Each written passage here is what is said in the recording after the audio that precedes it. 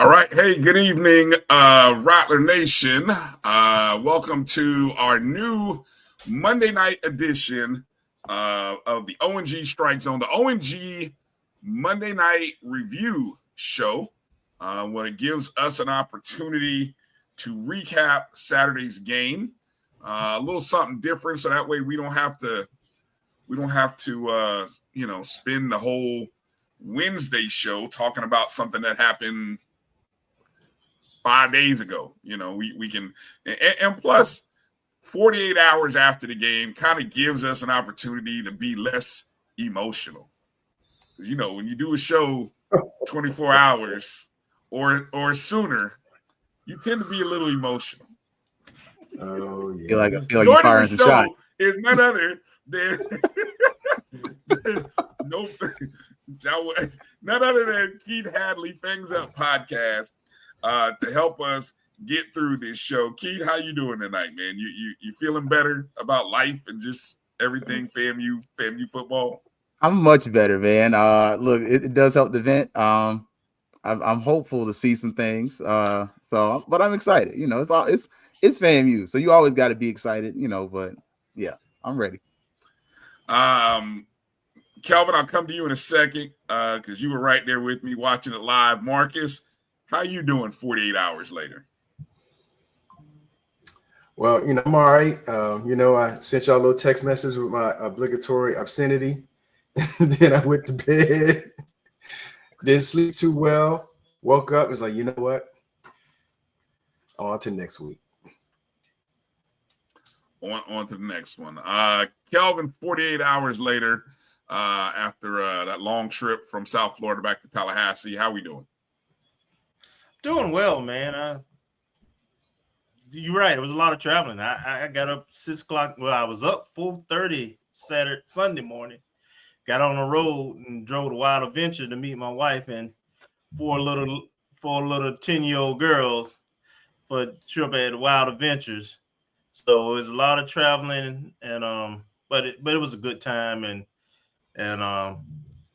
in terms of the game, I'm excited to talk about observations, and I have a big but.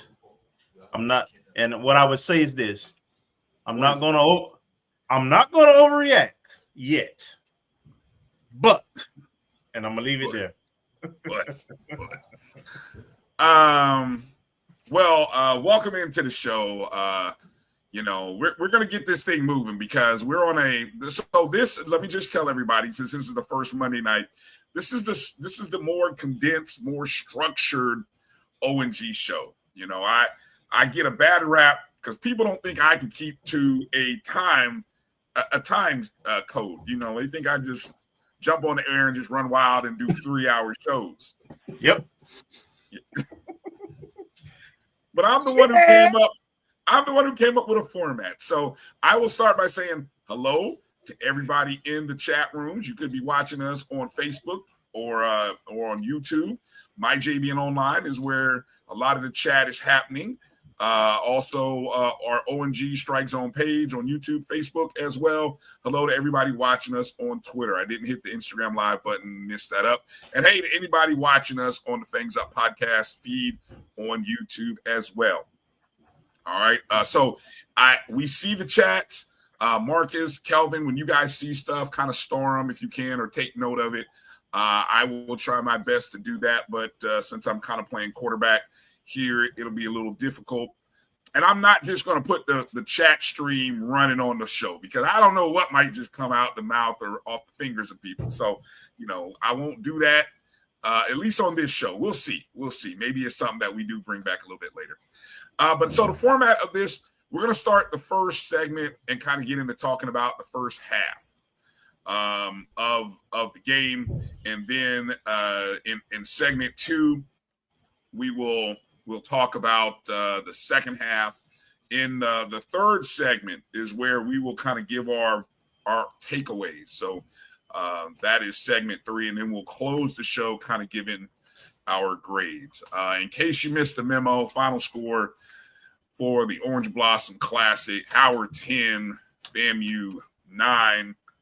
We'll process how we got there. This is now in the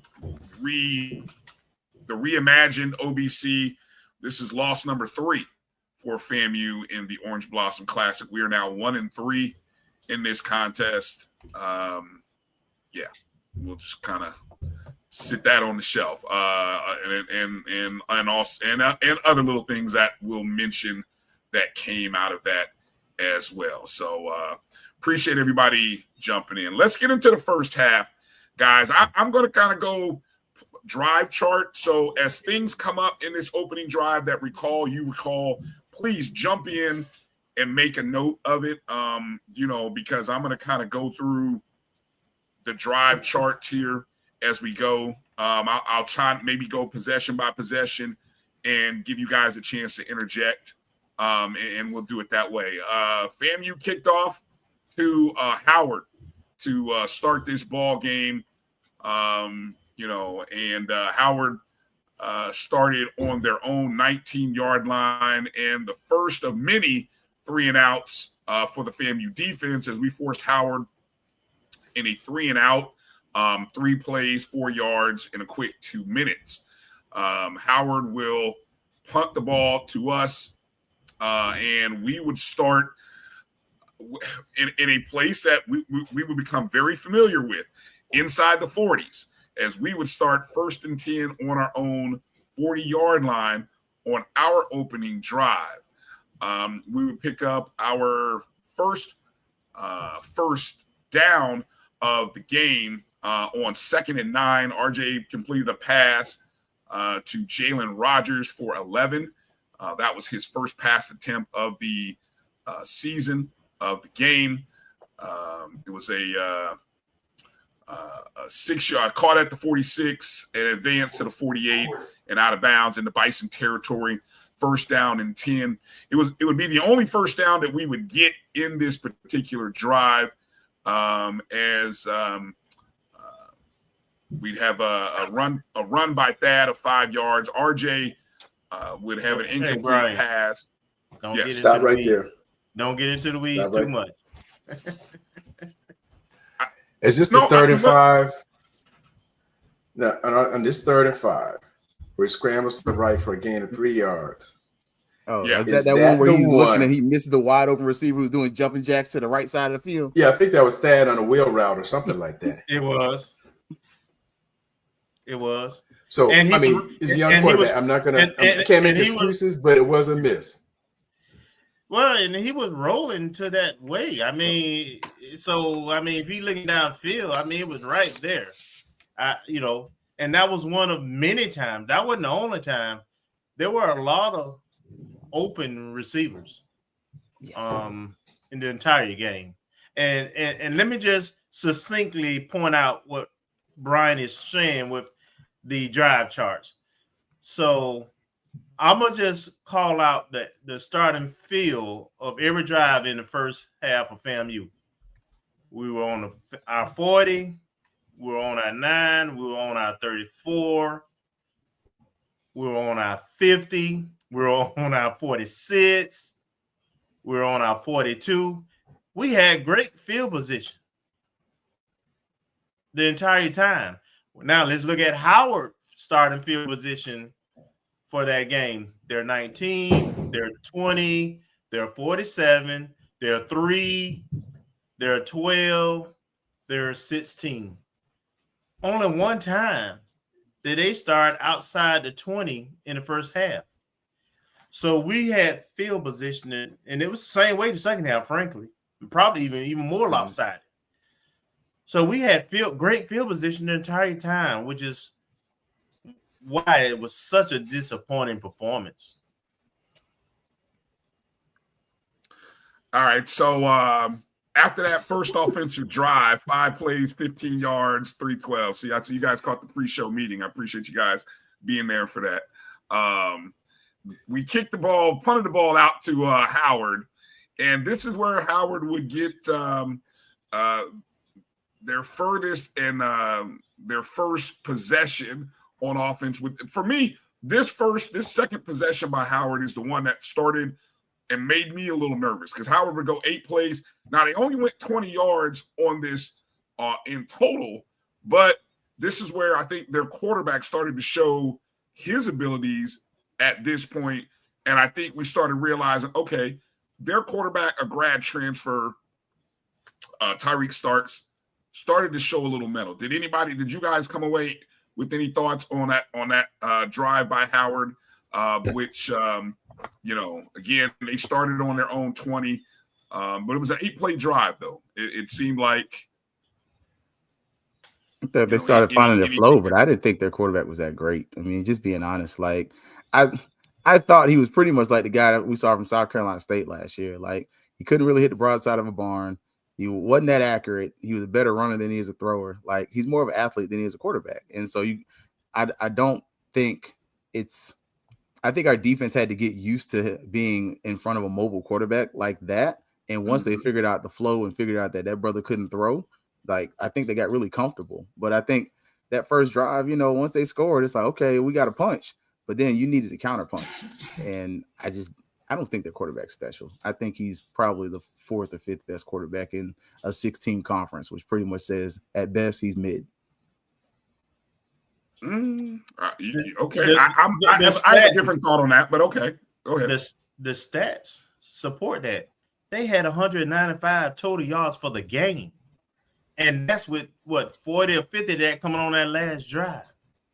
Now, I'm going to add some context to our defense performance as well as the offense performance. But at the end of the day, what Keith is saying is exactly right. The numbers are the numbers. They had 195 total yards. He threw for 145, less than 150 yards passing, on 28 attempts. Yeah, I mean, his best drive would be at the end. Let me finish out the quarter here.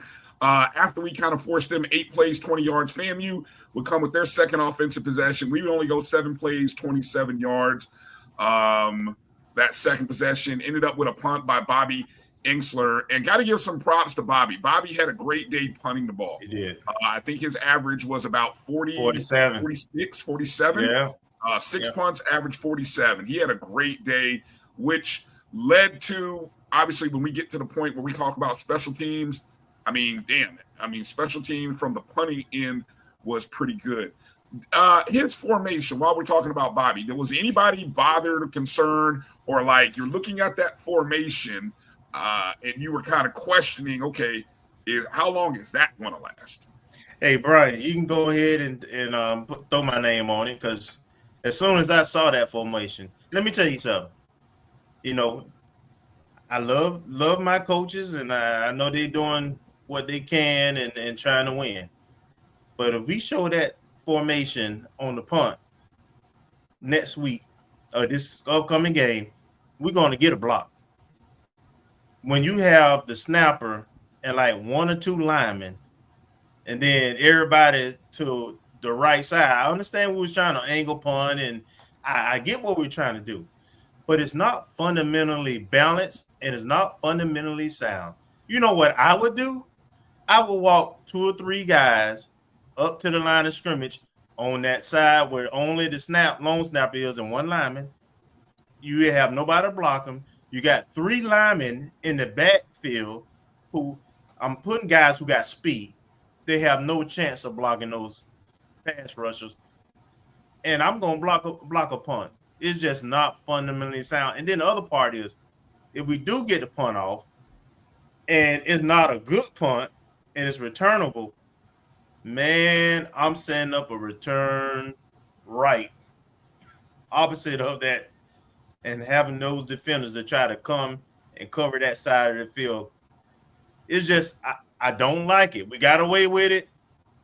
I don't like it. It's flawed. Somebody gonna take advantage of it.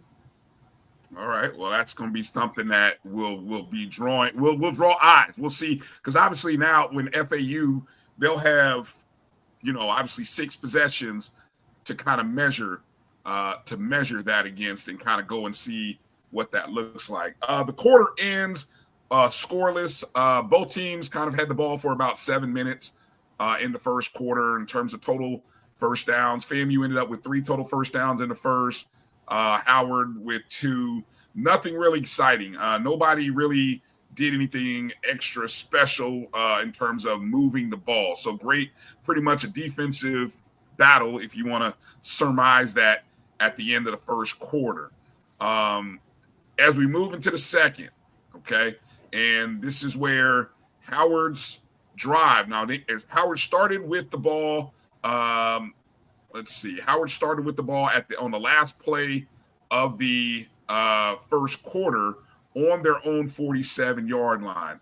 And this would be Howard's defining drive for them, in which they essentially, on this particular drive, would close it out with a touchdown, scoring on a 2-yard pass. Now, I think it's also important to kind of point out, this was also, as Howard moved the ball into the red zone, this is also an area where FAMU, TJ Huggins, I believe it was, TJ Huggins had got a nice hit on Starks. And I see our good friend telling us Starks wasn't a mobile quarterback. If he's not a mobile quarterback, then I don't know what mobile is, because he looked pretty mobile in this game. But anyway, in scrambling, he got his head taken off, in which they were about to bring out the former quarterback from last year, Scroggins. But I thought a pretty wise move by Howard's coach to call a timeout, get Starks back into the ball game, and then on third and goal from the 2, he throws a 2-yard pass to the young kid Neely. FAM's down 7-0 already. On that drive, major takeaways. What thoughts did you guys have watching that drive from our defense? Really, the only time our defense really got pushed down the field, I would think. That hit changed the game to me. I think that hit changes the drive, because all of a sudden we oftentimes talk about something setting the tone that excited the players, and what was otherwise a pretty dead environment, that provided some excitement, and it really put a fire under the defense. And honestly, I felt like from that point on, the defense played with a little bit of what for, and they had a little bit of like middle finger to you, and they realized by the end of the game, if we don't win, nobody's going to win. And honestly, this is definitely projecting, but you could tell they realize that if we don't score, we're not going to win this game. And that's why that interception later on in the game is going to be needed. Calvin, Marcus, anything? No? No, not from this drive. I mean, I was up until then. I mean, the defense played well the whole entire game. So there were a couple plays I thought we could have got off the field, but, it just didn't happen. Well, Brian, just let me add a general statement about defense. The stats were dominant, and that's great. When I started out the show saying I have butts, here's one of my butts. Howard was worried about our speed. They were very vanilla offensively. Their goal was to try to sustain drives, not score necessarily, but to sustain drives, keep our offense off the field, stay close, and steal it at the end, which is what they did. But they really didn't challenge our defense, and they didn't even try to challenge our defense. They first second down most of the time was hands off to the running back on a zone read, and it was stuff because our defensive line won most of those battles, frankly. So it was an impressive defensive performance, but I don't know what they weren't challenged enough to know, was it the defense or was it Howard's offense? That's what I'm saying. Gotcha. Following that, Howard scored. The next two FAMU offensive possessions, 3 plays, 2 yards, mixed in with after a Bobby Inksler 61-yard punt. Howard ended up going 3 and out, so pretty much stalled. Howard would go another. So we essentially had 4 consecutive plays, 4 consecutive drives that would go 3 and out. Mm-hmm. Coming here, FAMU finally got a drive going as we started in the second quarter, 4:38 to play on our own 46-yard line. Would get to the 20-yard line, right to the edge of the red zone. And if I'm not mistaken, this was one of the few times. Let's go back a little bit, because the previous drive, we started at our 50. And you started at the 50. You're only down a touchdown. You're only halfway through the second quarter. This is where we should have. I mean, this is where you respond. And we did. We gained 2 yards. Yeah. Didn't even threaten. Gained 2 yards starting at your own 50. Right. Jackson State last year, second half. That's what this offense looked like. We did, because we got those 3 turnovers in the third quarter against Jackson State last year in the vet. Didn't do anything with that field position. And so this is a different coordinator, same head coach. I'm starting to wonder, is it the coordinators, or are they being influenced and trying to satisfy the head coach? We got to open this offense up, and we got to find out if our signal caller can make the plays, and if he can't, we got to give the next guy the opportunity to make the plays. Period.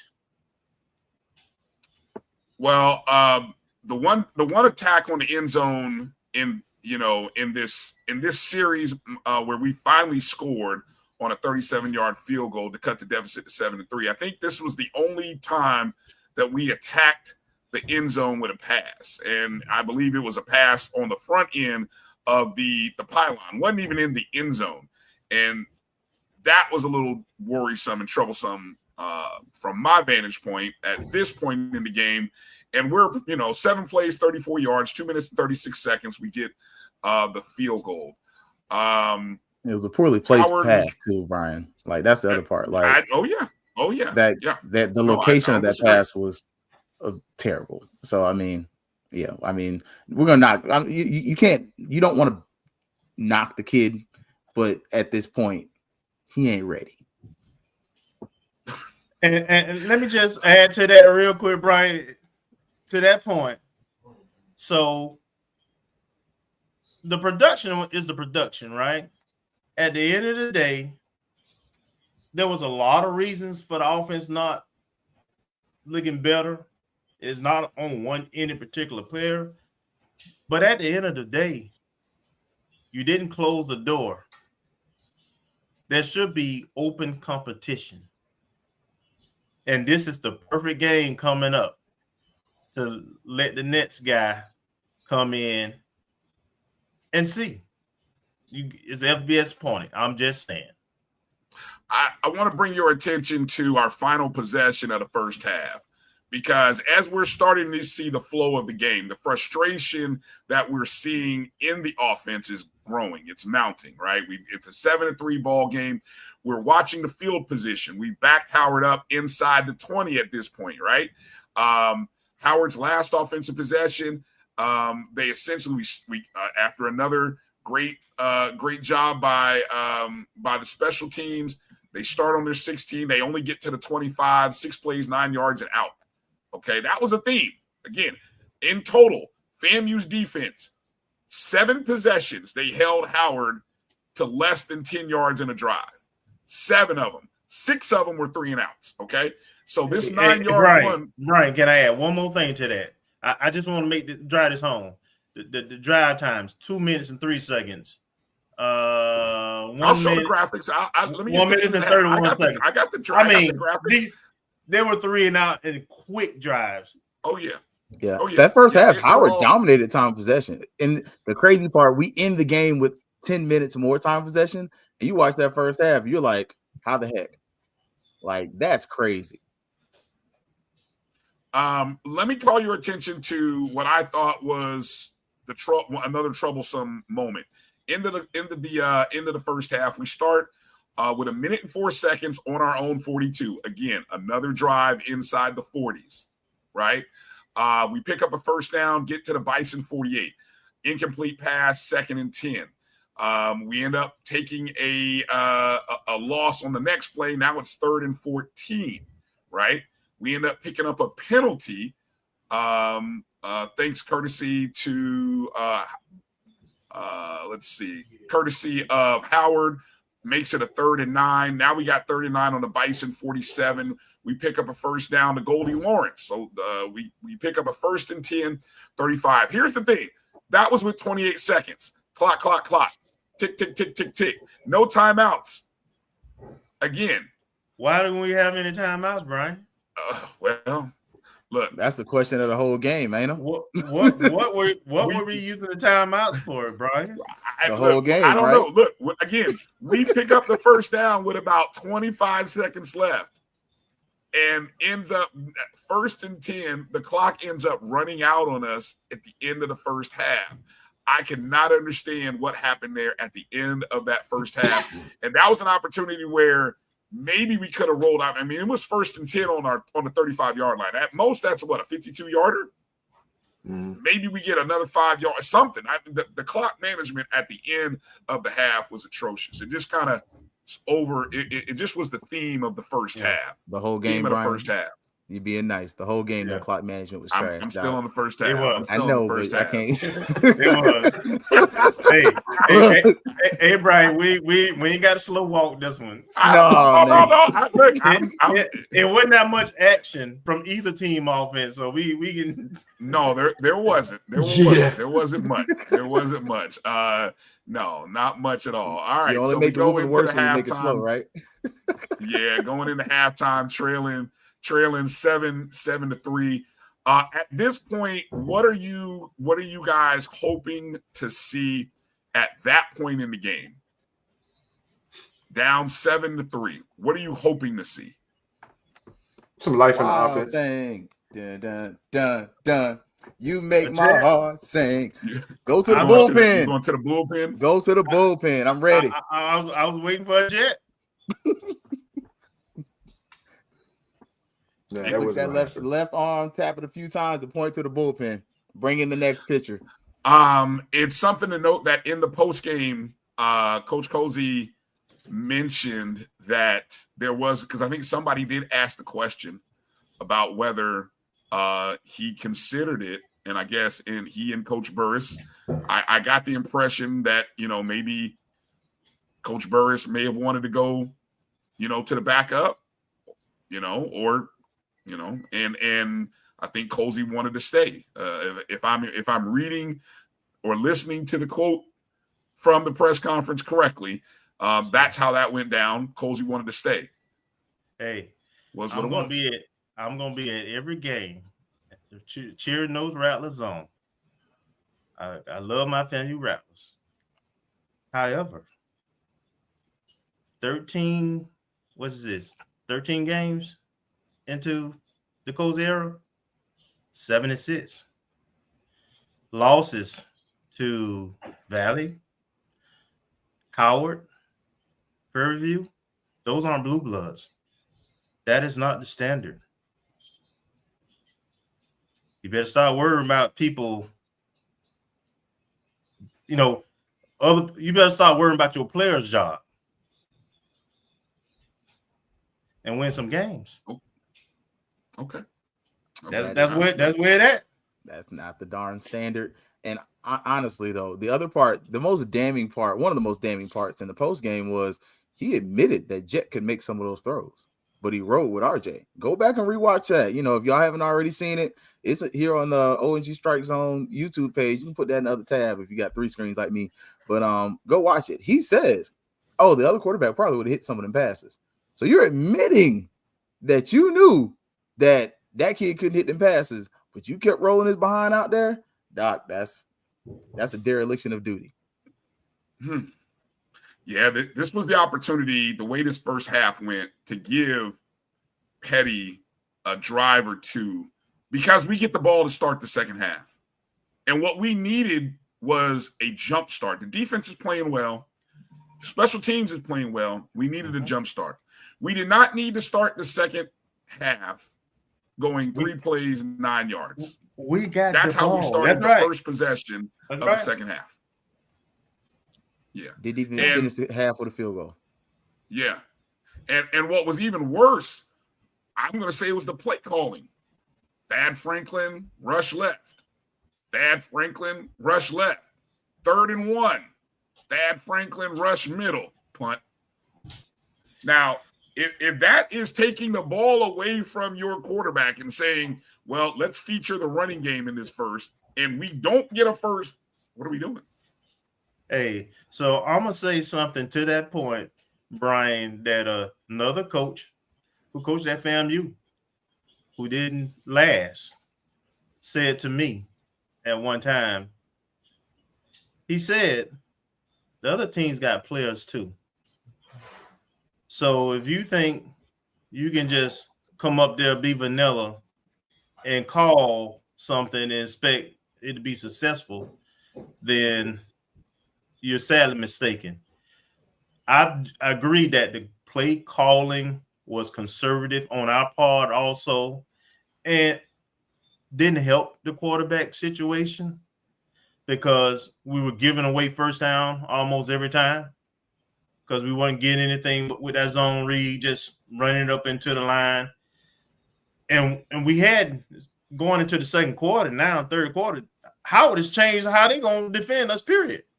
They walking everybody up because they ain't worried about us trying to throw the ball. Not that we can't, but they still scared of our speed. They understand if we get guys in open spaces, it's over. But they realize now that we ain't finna test them either. And we played their game. Exactly. Because they had 7, 8 in the box. I love when everybody, the run game's jacked up. I hear you. I agree with you. But you running the 7, 8 in the box. That sounds like people who ain't never played football. I'm sorry. It sounds really cool to say you're going to run through a mother lover's chest. It's another thing to actually do it. And when that person weighs as much, if not more than you, and you ask me to run through their chest, I can only do that so many times until it's to the point where, like, hey, man, there's 8 of them. You got 5 legal offensive linemen. You have an H-back that is there. You also might have a tight end. It's still 7 on 6, and there's only so much you can do. So a lot of that was on the fact that you have no downfield passing game that is worth a darn in this game. And they brought the defense up. And they said, beat us deep, and you never did it. Yep. Mm-hmm. The contrast after that opening Thad Franklin 3 and out in a cloud of dust, after our defense holds Howard to three plays, 2 yards in 57 seconds, we get the ball back.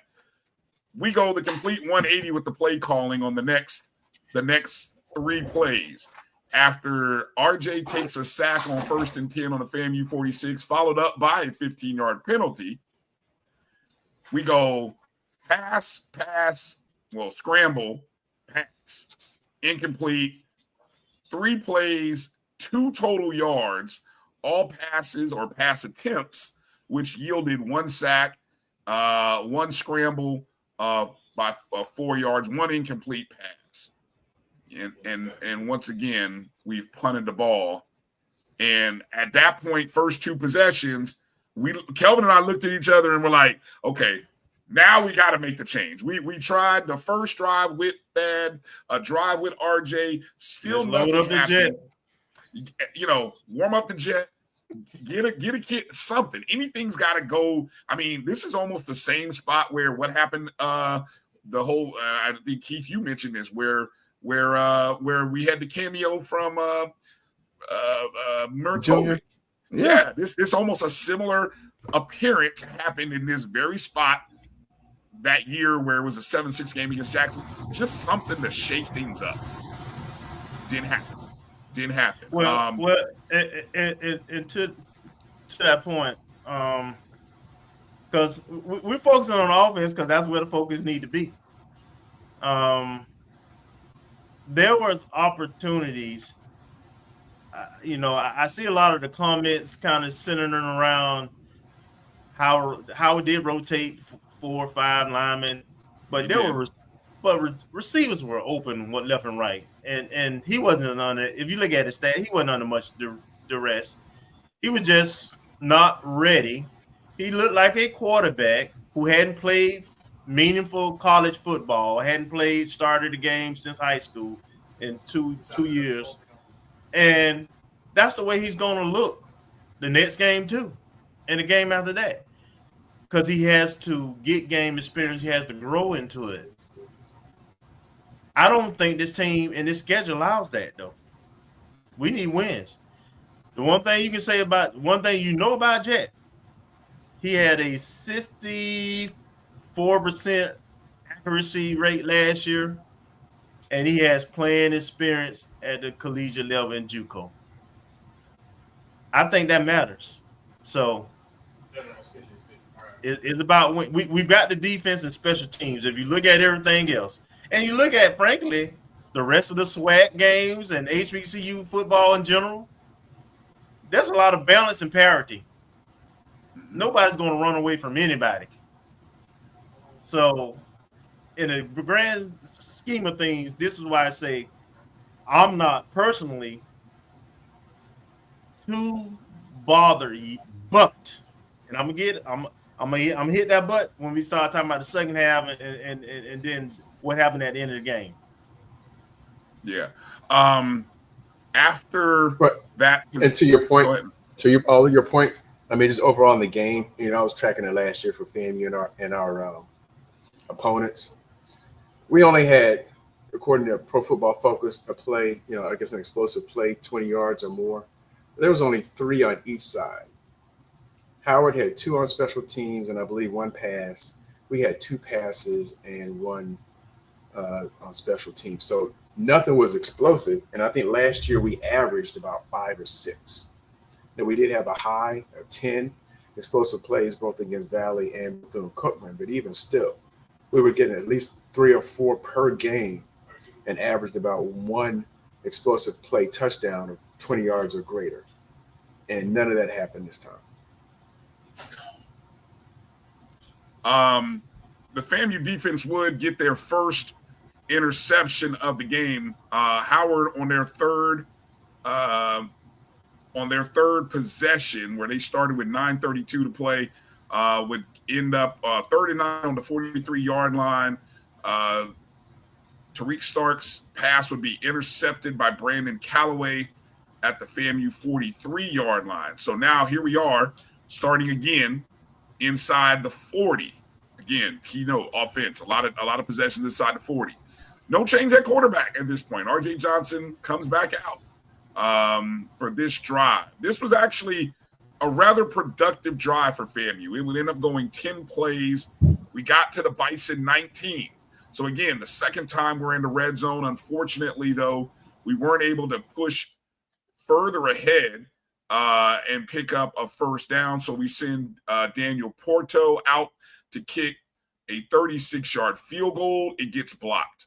The one special teams error that would, in hindsight, turn out to be a big error would be a blocked field goal.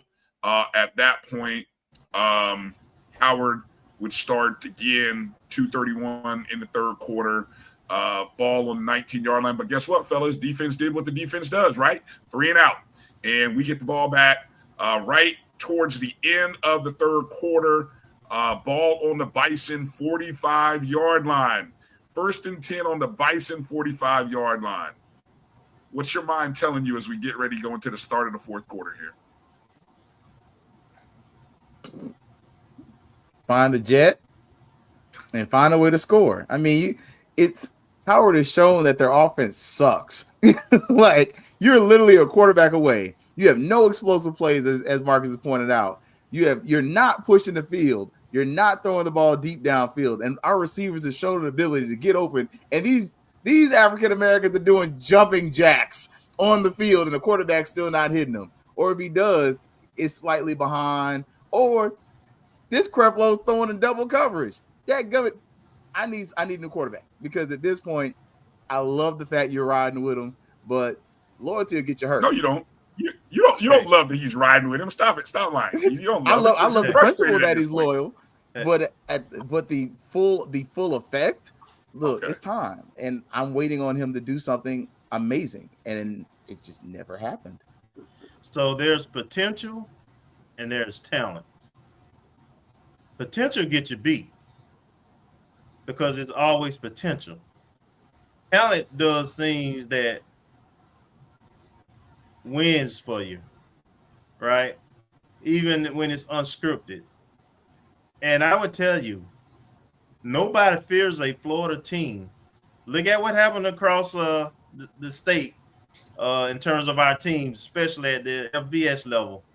All of them look like Florida teams now. Speed everywhere, guys making explosive plays. All that run first foolishness, you got playmakers and you got skilled people. I don't understand why you bunch everybody up, the receivers, and even if you're going to try to run the ball, spread them out. Create running lanes. You know, them trips need to be damn near to the sidelines. And try to help out the run game that way. But I mean, in Florida, explosive plays with skilled people and speed. That's what Florida. It was a reason why Howard would not punt to us or kick off to us. They knew what was up. They understood the speed and the danger, and we self-checked ourselves. And you're running crossing routes that are late, this is for me. Anybody who's mad at Burris about a play call is cool, but I think at a certain point, Burris realized this quarterback's limited.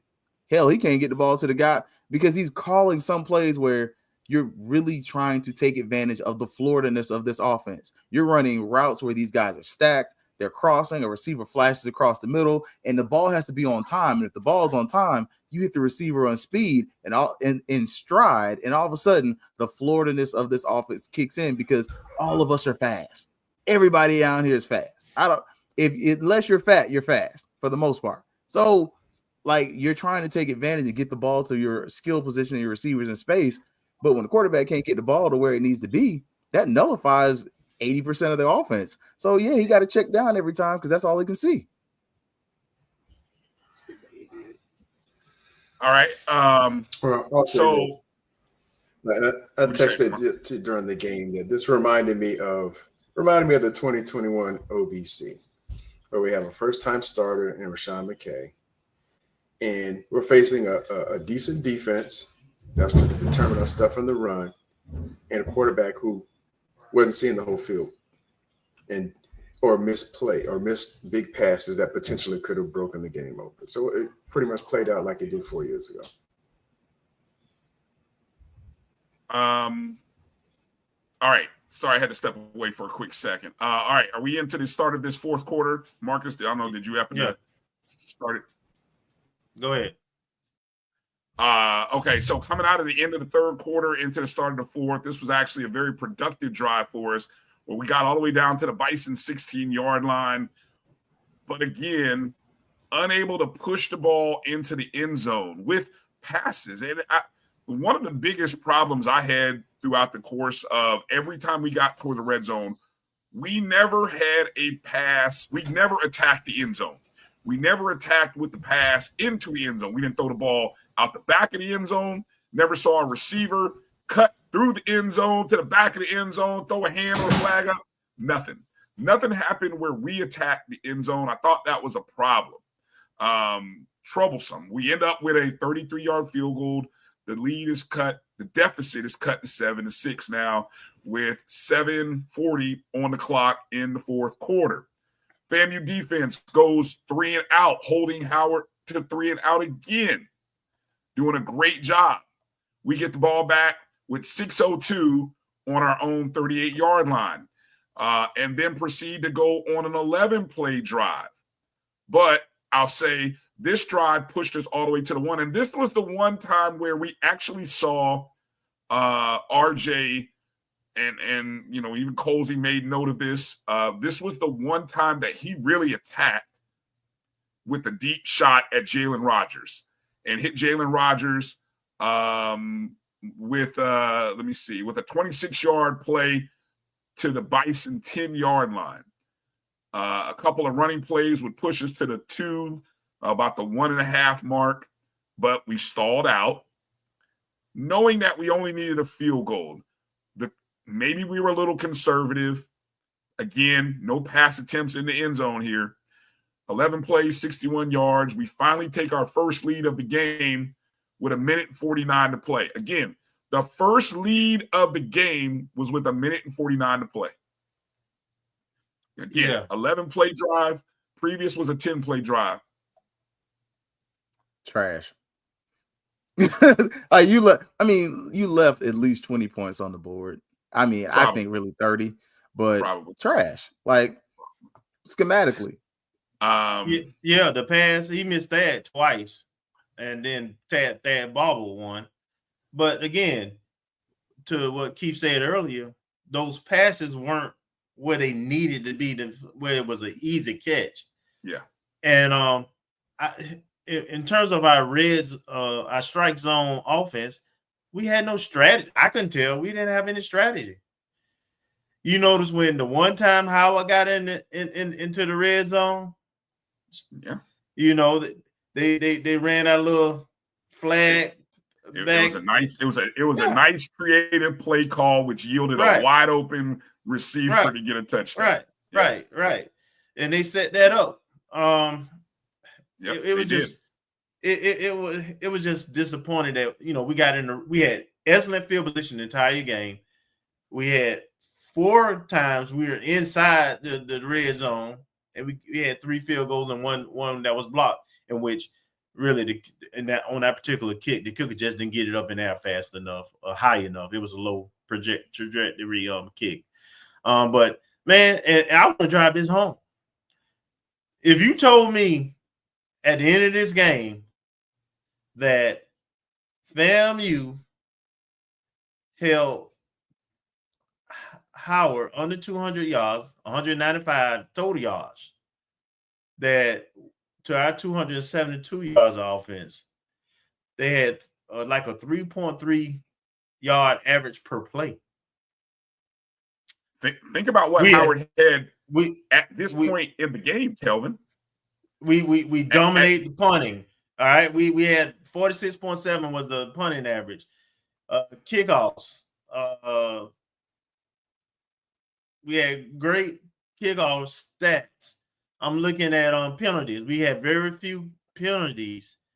Possession. We won the time of possession, 33-36 to 26-24. I mean, just down the line, you look and we dominated this game and lost 10-9. Our defense hold this team to 10 points, and we lost. Yeah.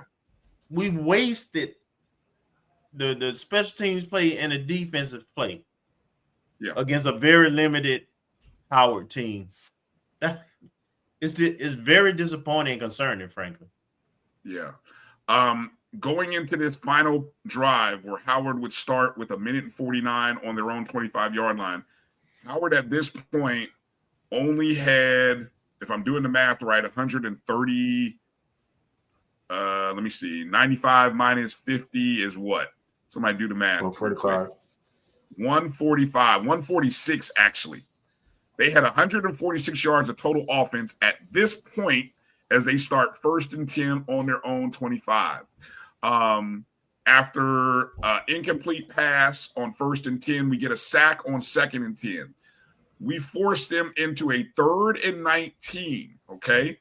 3rd and 19 on their own 16-yard line. And this is one of the plays that you just kind of shook your head and was like, damn, here we go. 3rd and 19, Starks passes over the middle to Katie Mosley for 21 yards, picking up a 1st down. Then he comes right back on a 1st and 10 on the Bison 37. Hits Eden James, a guy we had kind of forgot about, 14 yards. Another 1st and 10. Up the middle, 11 yards. So now we hit 1, 2, 3, 4 consecutive 1st downs before we get to. And you're blitzing every play. The easiest pass. Hold on. Where you going? So this is another reason why, you know, while the defense played a dominant game, why I don't know how good. I know they played really good, against this particular offense. But I don't know how good, because when this was the one time Howard had to challenge us, and they were able to, and to go down and get in position and kick the winning field goal. And to your point, the easiest passes to make are across the middle. Yeah. How do you let Edgerrin James catch 2 passes 5 yards from the line of scrimmage and be able to go 10 yards? If you just tackle them, it's a minute and something left, and they don't have any timeouts. So if you just stop them from getting first downs on these plays, the clock is ticking. But because they were getting first downs, the clock was stopped. Right. The move and set the Right. change. Also, we had a player to get hurt after one of the plays that stopped the clock.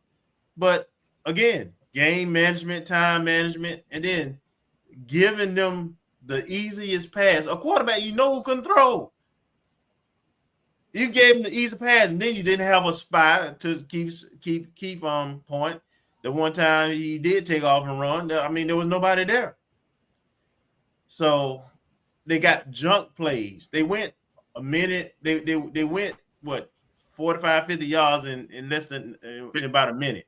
Yeah, 40. It ended up being actually 49 yards, all the way out down to the 26-yard line is where, with the clock stopped, they were able to spike the ball, and with maybe 2 or 3 seconds left on the clock, 43-yard field goal by Matt Kennard.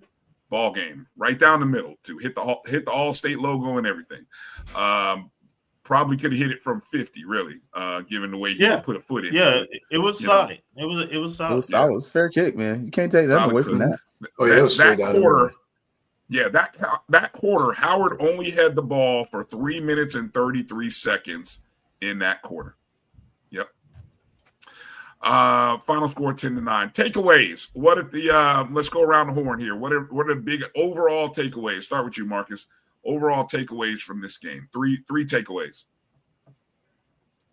I don't know. 3 might be a lot. First thing, the defense. Doesn't have to be 3. Just the defense. To Kelvin's point, I mean, regardless of whether Howard's playing vanilla or not, the defense statistically did a good job. And just watching it on TV, looked like they were doing a good job. So I give props to the defense and special teams. Second thing, offense needs to open it up. I'm not sure. I know there's a commitment to the run, and I guess the expectation was not to get 89 yards off of 32 rushes. So that's disappointing.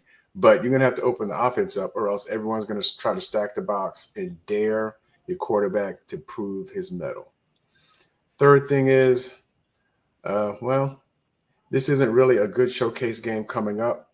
And the first home game is going to be warm because there are going to be some expectations. I mean, there are already expectations that were unmet this game. But when we play Albany, that's gonna either be getting us on the right track or the heat's going to get turned up. Keith, what are your takeaways? We need an adult in the room. And I'm saying that largely because somebody has to be the person to say when enough is enough. And we didn't have that on Saturday. I mean, you have a defense who dominates the game and literally until the last drive.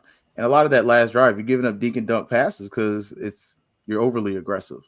But we need an adult in the room to say, some of this ain't going to work and we have to make some changes, because what's not going to be cool is sitting up there talking about the standard ain't the standard post game, sitting there with jaws tight, and then explaining to FAMU folks that we're going to make it better when you're going into the second, third game. And let's be honest, Alabama State looks like the best team in the SWAC. Jackson State was not impressive against Hampton. I don't know if it was just me.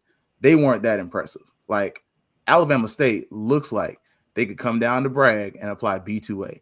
And you need an offense that can score. You have a defense that can stop. But guess what? This ain't the Baltimore Ravens, and that ain't Trent Dilfer. Because Trent Dilfer, at least in all of his limitedness, was getting the ball to where it needed to go. This is not it. And if this is the hill you're going to die on, unfortunately, this is going to be the last hill you coach on, because FAMU folks are fickle. And let's be straight up and call it what it is. You got Marvin Johnson as the president. She ain't loyal to you. And this is your biggest money maker. She is here to make money. That's what they brought her here for. And if you lose in dollars, it don't make sense for you to be here. And I'm not trying to be mean, but I'm trying to be honest and real about this. We know when these people come over, they are running this like a business. And this is bad for business. When you look over and homecoming going to be the only game that's sold out and Florida Classic, you bet not. So I'm just saying this. Change needs to happen by the Albany State game. FAU game, I have no expectations. I expect you to roll RJ out there, let him struggle, and honestly, let him struggle because that's a higher level opponent. But I don't have high expectations right now based on what I've seen. Kelvin? So here's my butt, everybody. It's the first game, and the quarterback that rolled out there, you know, he wasn't the reason why we lost by himself. He looked what I thought he would look like, to be frank. So this game doesn't concern me, but to what Keith just said, if we don't change anything, and we was like, well, we just gonna get better, and when we try to execute the same thing, then I'm on a different page. Then, if we make the necessary adjustments that we know need to be made, and open up that offense, we know we got special teams, we know we got defense, and I think people are going to be really shocked and surprised if we get an opportunity to see that how talented this team is. But to be honest, I talked about what the record is, 7-6, and the teams we done lost to, and slow starts. I said it on the BCSN pregame show Saturday that I was interested to see what kind of start we need to get in front of Howard and put pressure on early. And we got off to a slow start again, fell behind, and never had the lead until last 2 minutes of the quarter. I mean, of the game. So I need to feel confident that my head coach sees this and got more than just lip service, right? That, hey, we're going to make the changes we need to make right now, which he kind of did at the end of last year, but we still kind of offensively looking the same. Open up the daggum offense, get your playmakers the ball in open space. I don't hear nothing about this run first and all the do whatever the game plan of the defense. I need to be able to see that you can make adjustments in game to take advantage of whatever the defense is giving you so that we can be successful and win ball games, and especially beat teams we should beat, especially beat teams where we hold them under 200 yards in the state of Florida, in Miami.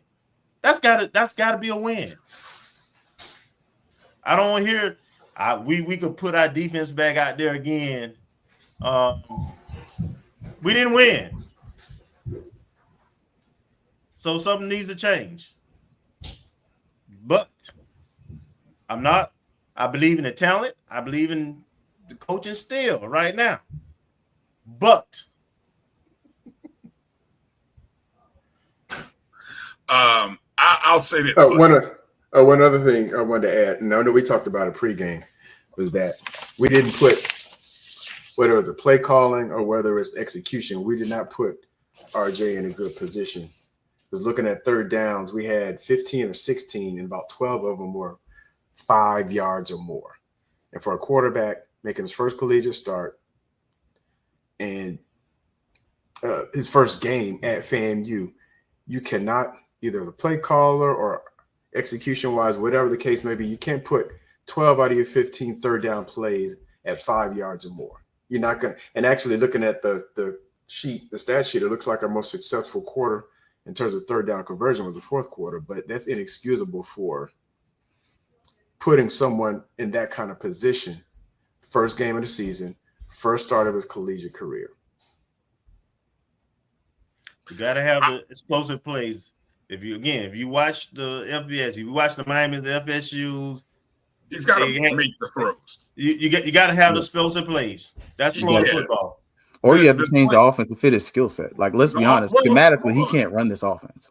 Well, I don't know about that, Keith, because he missed throws. See, I mean, here's the thing that I'm going to say. Biggest takeaway is I'm disappointed in the fact that we didn't challenge in the red zone. We didn't challenge the end zone. I kind of talked about that, but at the same time, and I am disappointed that Colsey or Burris, or whether it was all Colsey or not, that he didn't take the chance on just trying out the next quarterback, even for a possession or two, right?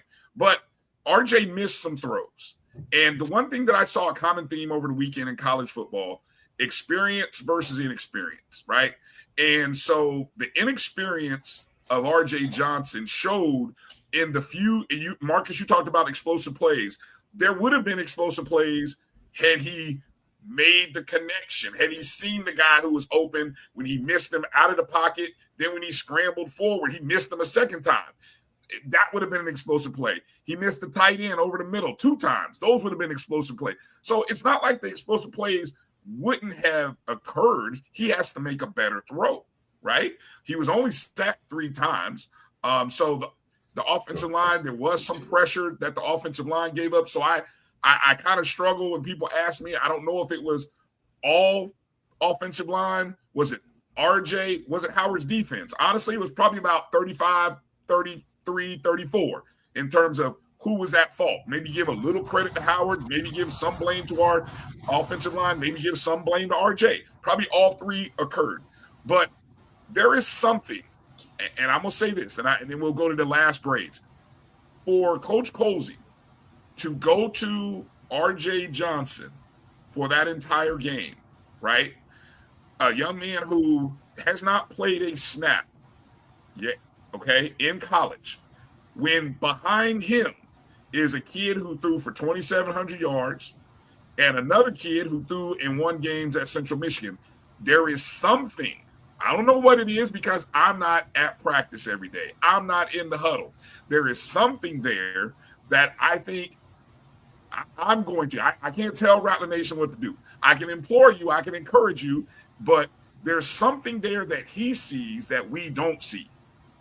And for maybe one more game, we've got to suck it up and see how the performance looks against FAU. And I know that's hard because, I mean, who knows? It's an FBS opponent, and what that will look like, we don't have much. But there's something that he sees in RJ in compared to the other guys, right? But I do think in these next 2 ball games is the opportunity to let Jet and maybe even Jefferson get some meaningful snaps so that by the time we start the Alabama State series, we actually have a quarterback. Remember the one thing that I told you guys, I applauded what Billy Joe used to do. First 3 games of the season, what did he do? He had 3 different quarterbacks. The year we had Pat Bonner and won a national title with Pat, right? Pat started the 3rd game and then carried on the rest of the season. Because he was like, well, we got 3 guys who were kind of all neck and neck, right? It sounded crazy back then, turned out to work. Every time Joe did it, it worked. So I'm gonna give Colsey the benefit of the doubt, and just from the mere fact that I'm not there. I'm not there. I don't see it. I don't trust. I don't know what I don't know. Let me just say it like that, right? But I do think people have to ask the questions. The media on tomorrow's press conference, the local media, Gerald, Allison, the Tallahassee media, whoever's on that call, we have to find out from Coach. There was no press conference today to ask and find out, but somebody has to ask, Coach, what is it that you see in RJ that you felt he deserved playing that entire game in comparison to Jet or your other guys? And you told us, he came on our show and even told everybody that the other guys won't get time. So what did those guys not do, right? I mean, those are legitimate questions that have to be asked. And I think that's what Coach Colsey has to answer. All right. Hey, it kind of makes you wonder, right? The announcement for the quarterback one was supposed to happen. Look a minute. Was supposed to happen on a Wednesday. before the week of the game, Mm-hmm. and it didn't happen. Nope. And it didn't really happen till the week of the game. Mm-hmm. Now, coach said he was going to put that out there early. He was going to make a decision earlier. He said nobody made him say that. Mm-hmm. It kind of makes you wonder what happened really that made that decision later on. And if it's that close, if it's really that close, then why not give both guys an opportunity in a Well, real in one game? of the instances, Coach mentioned that one of the QBs was banged up or something like that. I heard that somewhere, either 220 or somewhere else. So I don't know what it is or what it isn't, but he mentioned that. So I don't know how much that rolls into consideration. Now the other thing is, I don't know, we're all up in arms because we expected to beat Howard. You know, I'm talking about we general as Rattler Nation. But we got to give Howard some credit. We missed opportunities, but they made it hard. They weren't giving up any. I don't know if we expected to just run Thad out there and he was just going to be stepping on people stepping like That's what they thought. Like the Jolly Green Giant stepping over. Who's all that? Not a rational fan. I mean, Yeah. No, like, I think you're right. But I know what you're saying. Yeah, Howard's defense historically has been solid. Yeah, the defense played well. No one's taking anything away from their defense. And I saw in the comment, nobody's taking anything away from the defense. What we are, and you'll notice, none of us have said Howard's defense wasn't good. Howard's not going to win the MEAC. So I'm not going. Y'all know Keith, realest guy in the room. I'm always going to tell you the truth. And we did drop 3 touchdowns. I mean, Correct. missed 3 touchdowns. I mean, guys were open. So nobody's saying the defense is bad. And there was two things to be true. Saying the field position battle, we won it for the most of the day. Exactly. Take advantage of it. So, and from that sense, Howard, between a combination of Howard's defense and whatever selection on play call or lack of execution contributed to that. Yeah. But if you're starting the ball, if I don't know, I was just looking at the drive chart, and I know Brian had it up. We only had one drive that started outside the 40. In the whole, like the first half or the whole game or something like that. I mean, come on, that's a rarity where you don't have to drive the whole field to try to get some points. Come on. Honestly, they changed their scheme to fit what we weren't doing well. So again, no one's taking anything away from the defense, but we will tell you the truth that they're not going to win the MEAC. Like, they're not going to beat South Carolina State. They're not going to beat North Carolina Central. And that's not being a hater. That's being real.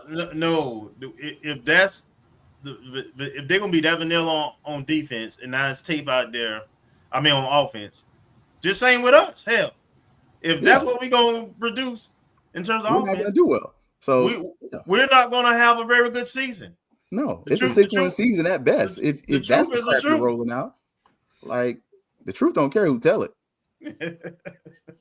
But also, I know last year, even when we played in the MEAC SWAC Challenge, I guess the question was asked of Coach, and he didn't want to put anything on film ahead of conference play. So, I mean, you take that for what it's worth. If it's true, if they don't really want to put a whole bunch of things that for the whole rest of the 11 game seasons that we have, 11 games we have left, putting something that's scoutable for something that we really want our opponents to see before we get into conference play, then that could have contributed to the vanilla calls. We just didn't make enough plays, execute well enough, and on offense, and maybe on the last drive on defense in order to pull out the win. Hey man, I'm takeaways, Brian, because that's where we at. But hey, my takeaway is 195 yards of total offense. For Howard, we controlled the time of possession, 33 minutes and 36 to 26, 24. Held them to 6 of 16 on third down conversions. We only had 6 penalties, and you hold the team to 10 points. That's my takeaway. We dominated everywhere but on the scoreboard. All right. Let's go around the horn with our grades. Let's start with the offensive side first. What are we giving grades? Offense, Kelvin, your grade for the offense. We're going to offense first. Offensive grades, go. Offensive grades. Letter grades, yep. And this a curve, D-. Wow. Marcus. You're right, that's so a curve. D. Keith. F-. All right. I guess I'll be the only one go with a C plus. All right. Defense. You give me grades. I want to take your class. I want to take your Really, class. I need your class. That's a nice little curve. You know, got to balance it out a little bit. All right. Defense. What's your grade, Marcus? Defense. A. Keith? Stick with A. Yeah, I'd give it A2. A2. Go ahead, Kelvin. A- because they didn't stop him on that last drive. Damn, hard grader. All right, here we go. Special teams. Keith, you lead it off. Special teams. B because of the block field goal. Yeah, I was gonna say B plus too. I thought punting, everything else was solid. B plus the block punt. That could have been the game winner. Kelvin. B plus. Block punt. Marcus. C. I mean, sorry, B plus. Same. Okay, solid. That block kick. All right, last one. Okay. Last one starts with coaching. I guess I start the last one with coaching. I gotta go. Yes, I'm gonna go. Yes, I gotta go C. I gotta go C. I can't go any better. Go ahead, Kelvin. Let's see if you're gonna be harder than that. Oh yeah. And this is a curve. D plus. A D plus and dog, because the clock management, the game plan, not making adjustments at all from an offensive standpoint. All that is on the coaching. D plus. Marcus. C, because I'll balance that out with how well the defense and special teams play. But to echo Kelvin's point, especially coming out in the second half, and we had the ball and actually ending the first half on a drive and just had poor clock management, and we could have gone into half of momentum and gotten the ball back. And once again, the positive field position could have yielded a different result, and it didn't. And Keith on the coaching. This will be interesting. D minus. I was borderline F. The only saving grace was the defense and the special teams, but the lack of adjustments made. And then even with the defense at the end of the game, no adjustment made. Like we all see it. And Jay Walker even says, like, why are you blitzing here?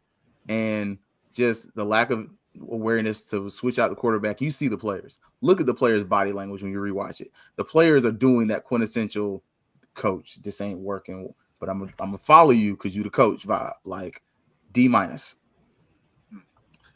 All right. That's kind of how we've broken down this game. Send us an email, ongstrikezone@gmail.com. Let us know what you think of this format, the style. This is the first time that we've done this, so we're open to any and all suggestions. ongstrikezone@gmail.com. We're trying to do a much shorter version of a post-game recap. So that way, when we do our normal show on Wednesday, obviously we'll know more because we'll hear from Coach Colsey. We'll also talk about what's going on with our other sports, and then we can also start to begin talk about what's ahead for FAU. So that's the purpose of doing this, to open up more time on Wednesday's show. So again, we'd love to hear your thoughts and comments about how you like this and the format, what we can change, what we can do better, what we can do less of. ongstrikezone@gmail.com. We welcome any and all feedback. All right. That's going to do it. Make sure you hit the thumbs up and the like button, Rattler Nation. We appreciate your time, your thoughts, especially you guys in the chat rooms. Did a great job of commenting, some good conversation in the chats. Appreciate everyone for jumping in. Hello to everybody. Make sure you're following Things Up Podcast is where you can find Keith. And Keith, his next show will be on Thursday. And then Keith's shows are everywhere on Thursday and Sunday nights. You can find us, of course. Check us out on Wednesday night, 8 p.m. Eastern, 7 Central, ONG Strike Zone. What's our guest lineup look like for Wednesday, Kelvin? Who we got? Well, we still closing the loop on that. Oh, we're still closing the deal. Okay. I'll hold off.